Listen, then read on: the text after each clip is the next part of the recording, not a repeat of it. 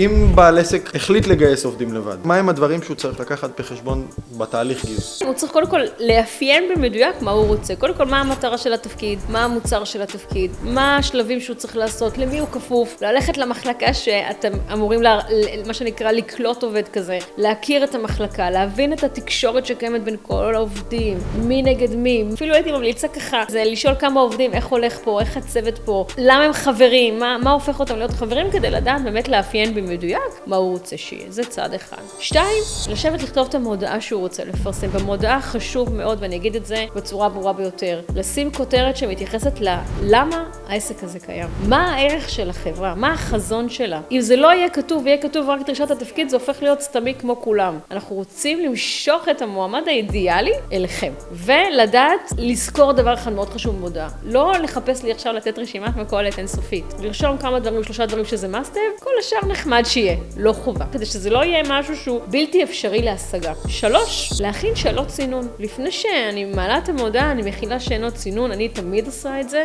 כי אז זה לבד מסנן לי את המועמדים שהם לא רלוונטיים. אני מאוד אוהבת לעבוד עם לינקדאין, כי הם מסננים לי כבר את מי שלא מתאים ולא יושב בדיוק אחד לאחד על ההגדרות שלי. זו הדרך, וככה זה קורה במצוין.